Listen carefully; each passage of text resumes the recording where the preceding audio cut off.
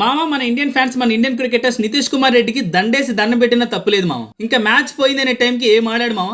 పడిపోతున్న Indians పరువుని తన bat ని అడ్డం పెట్టి నిలబెట్టాడు మామ. సెకండ్ డే 164 రన్స్ కి 5 వికెట్స్ కోల్పోయిన Indian team third day worst start ఇచ్చింది మామ. కుదురుగా క్రీజ్ లో నిలబడి ఆడతాడులే అనుకున్న పంత్ మామ వర్స్ట్ షాట్ సెలక్షన్ తో ఇండియన్ టీం కి హ్యాండ్ ఇచ్చి 28 దగ్గర అవుట్ అయ్యాడు. జడేజా కూడా 17 దగ్గర అవుట్ అయ్యాడు. Then Washington Sundar Nitish Kumar Reddy game ఆడారు మామ. ఎవ్రీ ఇండియన్ ఫ్యాన్ నిలబడి సాల్యూట్ కొట్టాలని అనిపించేలా గేమ్ ఆడారు. నితీష్ కుమార్ రెడ్డి 105 రన్స్ కొట్టి ఇంకా క్రీజ్ లో ఉన్నాడు. తన డెబ్యూ టెస్ట్ సెంచరీని కొట్టాడు. తనతో పాటు వాషింగ్టన్ సుందర్ కూడా హాఫ్ సెంచరీ కొట్టి అవుట్ అయ్యాడు. అసలు టెస్ట్ క్రికెట్ కి నితీష్ కుమార్ రెడ్డి ఎందుకు పనికిరాడు అన్నారు.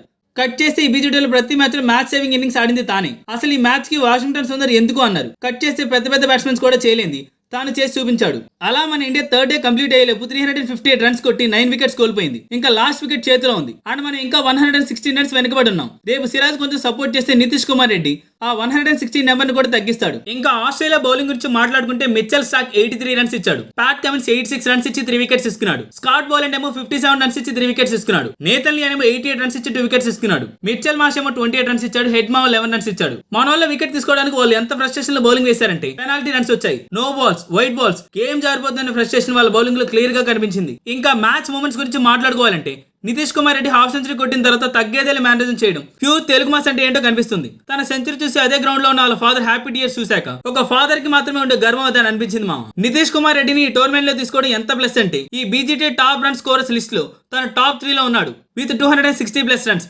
ఫస్ట్ ప్లేస్ లో Travis head with 409 runs. Second place లో జైస్వాల్ విత్ 275 రన్స్. దీన్ని బట్టి అర్థం చేసుకోండి ఈ సిరీస్ కి నితీష్ కుమార్ రెడ్డి ఎంత స్పెషల్ అని. ఇంకా ఇది పక్కన పెడితే ఈ మ్యాచ్ లో రిషబ్ పంత్ ఒక వర్స్ట్ షాట్ ఆడి అవుట్ అయ్యాడు మామ. అలా అవుట్ అవడం అది కూడా ఇండియన్ టీం మ్యాచ్ లో వర్స్ట్ స్టేజ్ లో ఉన్నప్పుడు సునీల్ గవాస్కర్ కి చాలా కోపం తెప్పించింది మామ. ఆ కోపంతో కామెంటరీలో స్టూపిడ్ స్టూపిడ్ స్టూపిడ్, ఇది నేచురల్ గేమ్ కాదు, ఇది ఒక stupid shot, reckless shot, reckless cricket ఆడారని కామెంటరీలో చెప్పగానే ఇంకా ఇండియన్స్ అందరూ రిషబ్ పంత్ మీద పడ్డారు మామ. ట్విట్టర్ లో నెగిటివ్ ట్రెండ్ స్టార్ట్ చేశారు. ఇవాళ ఆస్ట్రేలియా ఆడియన్స్ విరాట్ కోహ్లీని కుక్కతో పోల్చి చాంటింగ్ చేశారు. వైల్డ్ డాగ్ అనో లేక వైట్ డాగ్ అనో క్లారిటీ లేదు కానీ విరాట్ కోహ్లీని మాత్రం కుక్కతో అయితే పోల్చారు మామ. నిన్న కూడా విరాట్ కోహ్లీ అవుట్ అయి పెవిలియన్ లోకి వెళ్తుంటే విరాట్ కోహ్లీని గెలికారు. ఇలా ప్రతి దశలో విరాట్ కోహ్లీని రెచ్చగొడుతూనే ఉన్నారు. ఒక మాస్ కంబ్యాక్ ఇస్తే అందరి నోర్లు మూసేస్తారు. అది త్వరగా జరగాలని ఆ భగవంతునికి ప్రార్థన చేద్దాం. సో ఇది మా ఇవాటి match report. At present India ఒక మంచి పొజిషన్ లో ఉంది. ఇంకా మొత్తం రేపు మన బౌలర్స్ మీద డిపెండ్ అయి ఉంది. మ్యాచ్ డ్రా చేయాలా లేదా అనేది ఆస్ట్రేలియా మీద డిపెండ్ అయితే మ్యాచ్ విన్ అవ్వాలి అనేది మన బౌలర్స్ మీద డిపెండ్ అయి ఉంటుంది. సో లెట్స్ సీ మామ. అంతవరకు టేక్ కేర్, బై.